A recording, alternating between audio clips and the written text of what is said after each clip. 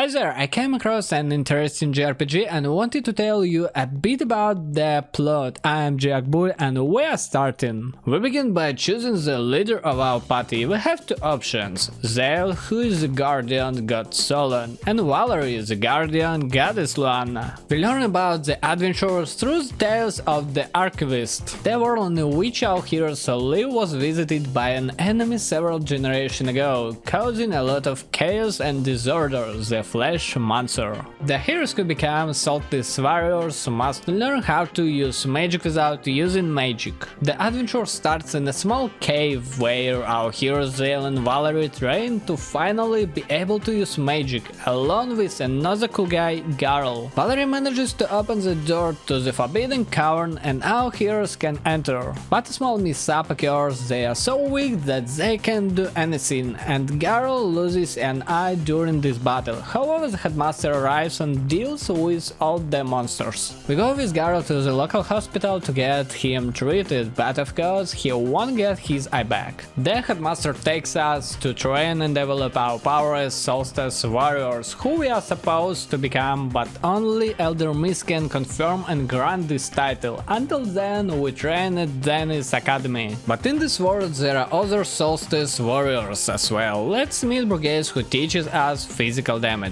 and Arlena, who relies more on magic. Like true warriors, we will also be involved in sewing our cloaks, which possess special properties. Valere becomes very bored and she accidentally overhears a conversation in which Arlena and Brigades want to go alone and defeat the Dweller of Strife without involving Valere and Zale. After that, the main villain, the Flesh Monster, can leave this world and no longer bother anyone. The headmaster rejected their proposal and stated that there would be an eclipse after their training, and only then could they join for purification. The headmaster himself takes charge of our training and succeeds. We still have to face and defeat the world leader. Now the main task is to destroy the most powerful Dweller of Woe, and then the world can finally breathe easy, but the master scatters seeds of evil all over the world before leaving. A few weeks later, in the middle of the night, Garl decides to send a gift, a delicious jam made by his own hands. He also really wants to join us on an adventure once we finish our training. After several years of training and sewing, they finally make magic cloaks for themselves. We visit Headmaster, who confirms our success in making cloaks and sends us to meet Elder Mist. The final test before meeting Elder Mist is to defeat Murd. We successfully accomplished this task. Before our departure, the Headmaster gathers the whole village to send us on our way, but our friend Garl never arrives. I wonder where he is. To reach our destination, we have to pass through the Forbidden Cavern, the same cave where Garl lost his eye. On our way, a worm tries to obstruct us, but he can succeed. Meanwhile, 4 acolytes are following us, loyal to their master, the Flesh Master. Our heroes are delighted to meet Garl after the cave near a campfire where he brought them jam. We tell him that we need to go to Elder Mist, and this fearless guy is ready to join us. Finally, we reach Elder Mist, and he tells us that the power we seek is within us. We just need to unlock it. Our cloaks also emit light, allowing us to resist the minions of the Flesh Monster as they provide light in the darkness. As the final test, Elder Mist decides to face us in battle. We defeat him and embark on our further adventure because we still need to hear a prophecy from him.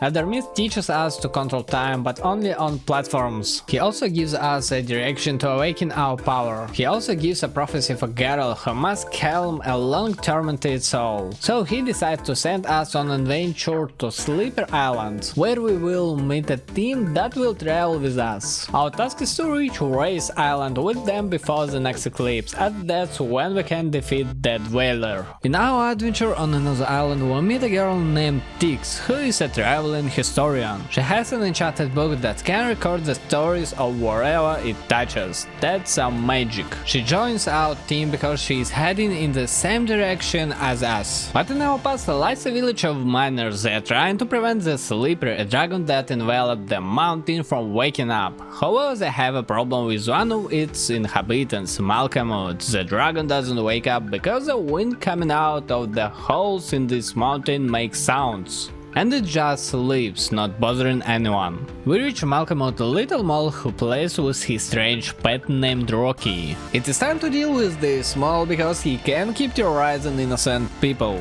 After our victory, he tells his story. Malcolm was born with a special power that no one else in the village had, but with great power comes great responsibility and problems. His problem was that he didn't like to dig with pickaxes and shovels like everyone else. Instead, he used his power, but unfortunately nobody liked that, and they made fun of him. Eventually, he decided to go deep underground and build his shelter so that nobody would bother him. Such games are played by moles. But after our victory, he understood and stopped his mischief. When we returned to the surface, we were told that there is a town nearby with a team that can take us to Race Island. The dragon continues to sleep, it is eternal sleep. We reach the city and meet the dream team. Here is the right hand of the captain, Yolанд. There is also Wind Mage Kinathan, who wears eye patches. There is another guy, Waltrate. And the captain of this team is Clay Shai. They will take us to our destination, but to do it for free we have to beat them in arm wrestling. Garl will represent us and Waltrate will represent them. As it turns out, Waltrate has a superpower. He magically bulks up his missiles from his clothing and starts showing off. Unfortunately, Garl loses to him with 0 chances. Now we need to sneak into a luck laboratory to retrieve the coin of Undeath Accord. And she wants to force the ghostly captain of the Vespertine ship to surrender to her using this coin. With the help of the captain's team members, we find a way into the laboratory and 2 of them stay behind with us. We find the boss in there who holds the coin and defeat him. We return to the captain and give her the coin, and now finally we can set sail on the ship for our adventure. It is a pity that we'll be sailing on this raft. On the way they tell us that the Dweller of Woe can control minds, but regardless we need to stop it. Meanwhile a ghostly ship appears, which Captain Clay strongly desires. Finally we arrive at the island we need. It almost completely dark here, but it doesn't deter our heroes. We arrive at a town where the manager tries to seat us. We tell him that we are the people who want to save your island, but he doesn't care. And conveniently he also waiting for musicians, and the musicians are our group members who brought us here. Our heroes sit, eat and drink, but then one of the residents gets enchanted by the music and goes into the mansion where Dweller of Woe broadcasts its music that enslaves people's minds. Our heroes manage to catch up with the resident, but unfortunately the power exceeds ours, and we couldn't free him. Plus we can't enter the mansion because there is a barrier that can only be removed during an eclipse. Following the enchanted resident, Garl also falls under the spell of the music.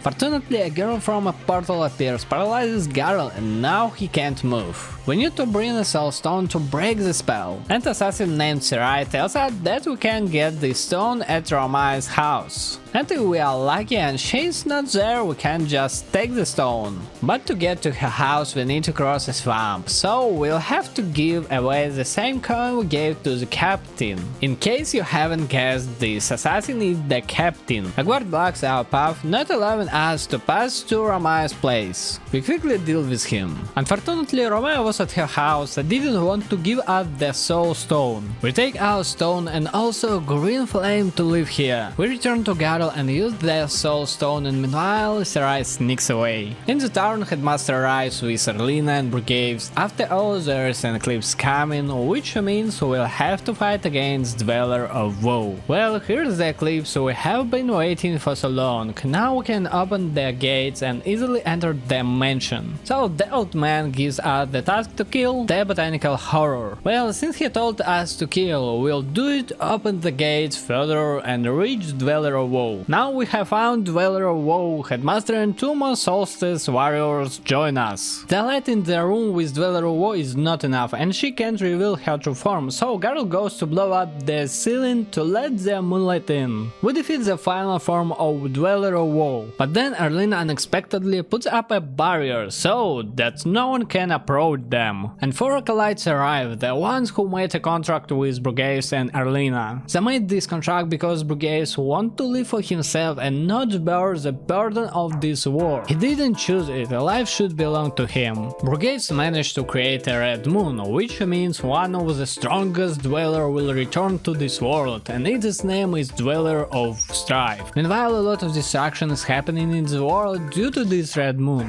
Well, Headmaster needs to think about what to do with all of this, because now we need to get to the Fleshmancer's old castle on Mesa Island, and he meditates while sending us to assess the damage and help those who need it. There was complete defeat and our heroes will save the lives of those who survived in this hell. We found all the residents and now the plan is this. We need a ship to take some people from here while others who decided to stay will rebuild that city. Meanwhile, Klee decided to confess that she is a very assassin. And to get on the ship we just jump down. We meet a ghostly captain named Hortense, but unfortunately there is a curse on the ship and we can just take it. She tells us that we need to defeat the Stormcaller who sends the curse to the ship. She says that to reach this Stormcaller all we need to do is remove the barrier from the island where storms constantly rage and disables real lightning rods surrounding the island. We set out for these 3 islands. Well, we have dealt with everything and now we can meet Stormcaller and fight with it. After defeating it, the curse on the ship is lifting and we can talk to Hortense. She agrees to help us since she owes us. Specifically, we need to use the ship to take people who want to leave their destroyed city. We take all the people and head to a new island for a new life. And Garl starts commanding the people who sailed with us. After all, he wants to establish his own city here. During the city's construction, people find a strange entrance. We head to this place. It turns out to be a crypt where memories of the deceased are stored. Fortunately, they allow us to build our city on this island without any problems. We return to the city and there Garl tries to choose a name for the city from what the residents have written. Surprisingly, they believe that the city should be named after Garl himself, but he is embarrassed and can't name it that way. In the end, they name it Town of Mirth. Headmaster comes to the city and says that is over, we won't be able to defeat the Dweller of Strife. Eventually the old man retires, takes off his cloak and won't fight anymore, he just live for himself. He also says that we need to reach Mesa Island, but unfortunately there is a barrier and to remove it we need to awaken the giant who is there. Former Headmaster gives us the Coral Hammer which will help us in our journey, specifically on Watcher Island where the Dogariel live underwater. We need to head to this island to find the Oracle of Tides. But first we return to Evermist Island and Zale and Valere will learn a new power. We arrive at Watcher Island and need to go through the jungle to reach the Dogari who live here. But acolytes stand in our way, wanting to take the hammer that Headmaster gave us. After our victory they flee like cowards. Another problem arises in front of us, how to get to another island. After striking a nearby bell, the path to the entrance opens. And there the Temple of Servant lets us choose one of the shells and go to a place where we can put the shell in a fontaine, allowing us to breathe underwater. Our heroes find the entrance to an underwater village. We find the Oracle of Tides who tells us a prophecy about what awaits us in the future. At this certain moment we will need a flask of borrowed time. Well, he also said that we have no chance of defeating Dweller of Strife in battle.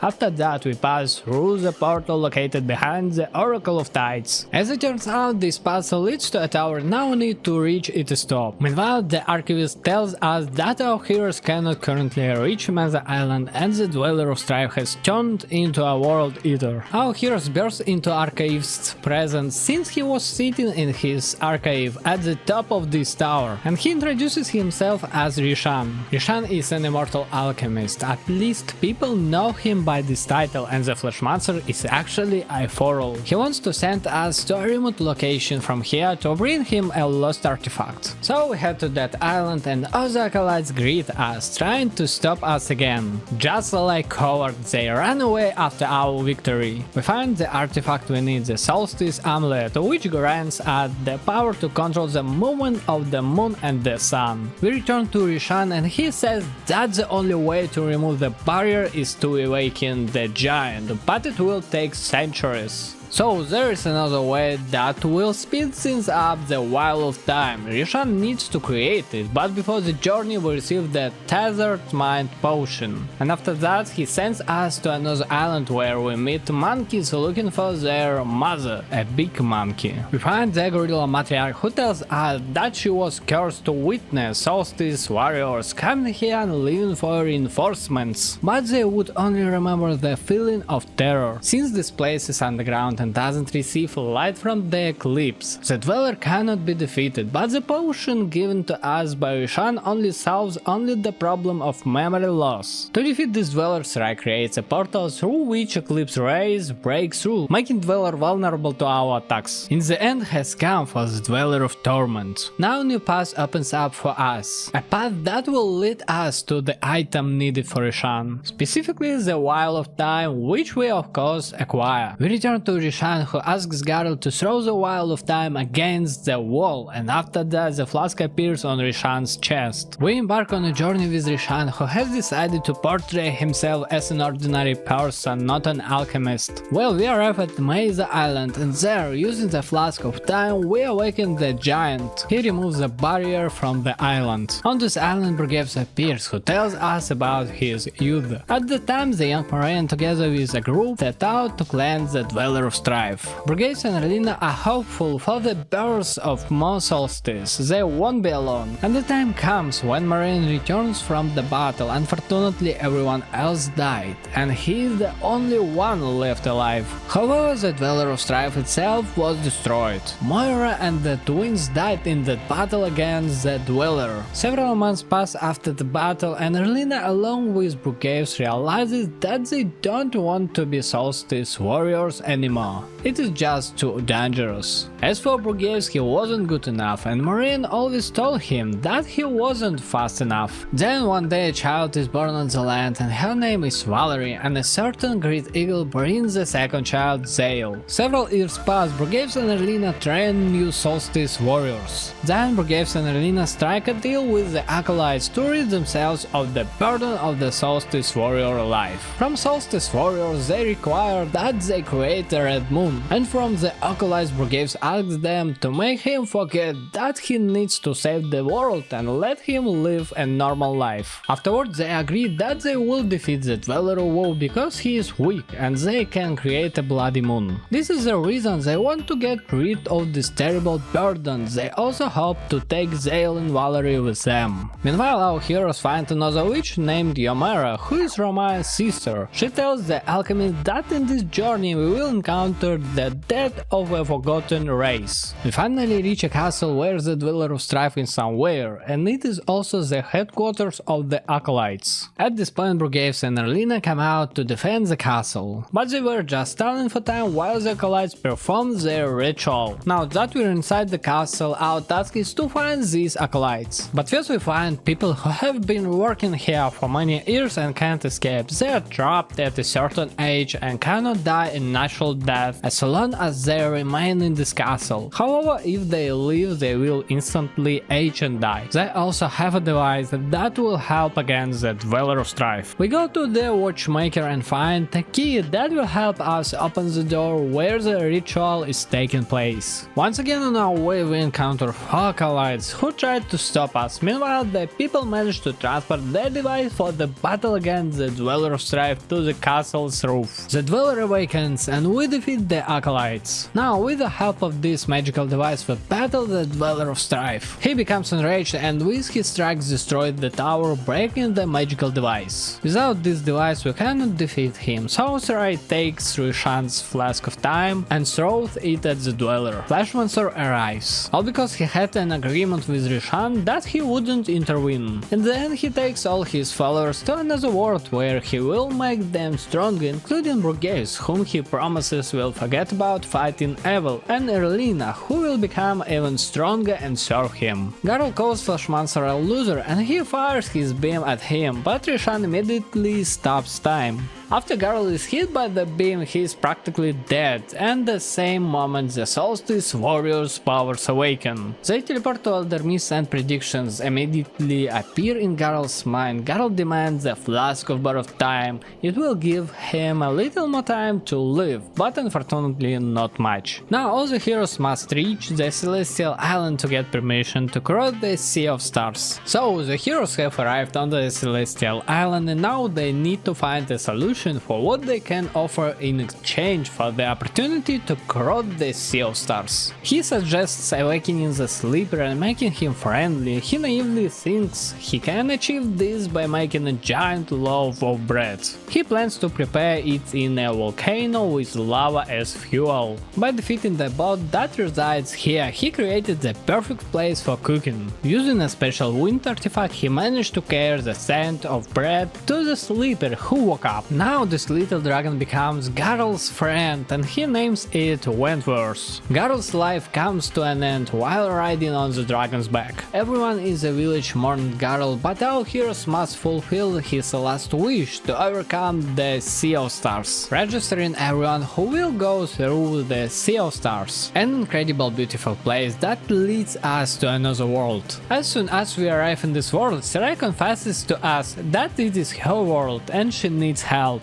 A long time ago Flashmancer invaded this world. As a result, they created clouds over this world and the sun's rays cannot reach the ground. The moon was also submerged and the people of this world, they were turned into cyborgs. The Dweller of Dread consumed their souls. After overcoming various mechanical enemies, we reach Sarai's home, where she has an intelligent machine that can analyze everything happening in this world and provide useful advice. They also show us the Dweller of Dread, which still resides in the depths of the sea. Meanwhile, we reach the workshop where Flashmancer conducted experiments with souls. As it turns out, in this world there are souls of people but without physical bodies, only some incomprehensible beings whose memories have been erased. Among them in one such soul that wants a physical body in Rishon can do that. But first we need to find a way to open the workshop. Also he tells us that there is a guardian who has something resembling a battery in his hands. With the key that Sarai's robot brought, we open the workshop. But inside on our way we encounter a jellyfish that we must defeat. As Rishon promises, he can give beast a physical form, but he warns that life depends on his will. This very beast possesses a special magic of music that helps us progress further. In this world there are also cultists who, unfortunately, are evil and intend to hinder our progress. At first they seemed like decent folks, but after we told them we were looking for Esther Stay, the monster that can provide power for fast transportation to the sky base, where we can disable the cloud that hang over this world. After defeating them, we learned that Flashmancer gave Rishon the winds, but it turns out he used sacrifices to make this gift for Rishon's birthday, and of course Rishon, or the Great Eagle, had no knowledge of this. Rishon and Aephorul were friends who once tried to capture the sense of time. From this point on, Rishon retreats to his archive and gives us a soulless doll to assist us. And now we reach the power source, but the lever doesn't work, so they try to force it down with brute strength. With the sphere's help we reach the sky base. Now we need to find the catalyst, which produces the clouds and turns ordinary people into cyborgs. We reach the catalyst, but this machine is protected from hacking and everything is encrypted. Unfortunately, no one in this room can hack this computer. However, AI Core jumps out of the machine and with Tick's magical book she creates a copy of the device, taking all the blueprints into her book. But Kel and his crew from the castle can handle this. We return to them and say, here we give you the blueprints and you hack the device so we can remove the clouds. They agree. A couple of days later, they fully create the device and decide they can live freely away from this castle. And they genuinely turn themselves into some kind of mechanical bands. They call themselves Artificer. We return to the sky base and there they successfully hack the catalyst. And now sunlight once again pierces this world. Now Dweller of Dread is vulnerable and we can kill it. After defeating Dweller, our heroes raise the moon back into the sky. And now our heroes go to kill Flesh Monster in his lair. In this lair we find a strange experiment that can transform into a monster, and we quickly kill it. Our heroes also fall under the influence of a wicked monster that sends illusion our way. We must find a way out and kill it. And so we destroy this illusion, and now the very soul creator appears before us. Well, his end has come. Such a cowardly boss creating a face reaper to help him kill us. After his death, he once again tries to escape from us. But then Sarai appears and kills him. Now we need to destroy this portal, but no one can do it. It is nearly impenetrable. To destroy it we need to be very fast. And then Warlord arrives, whom we somehow saved. Now he will destroy this portal. Well, we have reached Flesh Monster, but he won't fight us. Instead, our former friend Erlina, who has become a beautiful woman but is evil, confronts us and we must defeat her. She loses, which means that Flesh Monster has taken her soul. After this, Rishon appears and takes a quarrel with him. And all that remains for us is to destroy the World Eater. We fly into space where we will battle it. It is defeated and the world is saved, but it is not the end yet. As it turns out, Tix has been telling this story to the people of this village. That's the story that unfolds, but now to the other end, because it's not the end yet. After the first playthrough, these stars appear and you need to unlock them all through special tasks. But here is what they do. Our heroes unlock all the stars and a portal opens. In it, our heroes can bring Garl back to the real world, and he turns out to be alive, but Beast takes his place. And so Garl is alive again. Now, however, we have to fight Flesh Monster himself, not his strongest warrior. After defeating him, Rishon appears again and takes him with him. We fly again to kill the World Eater. In this world, Garl is alive, which means our heroes will meet him again after a very long time. And that's where the story finally ends for good.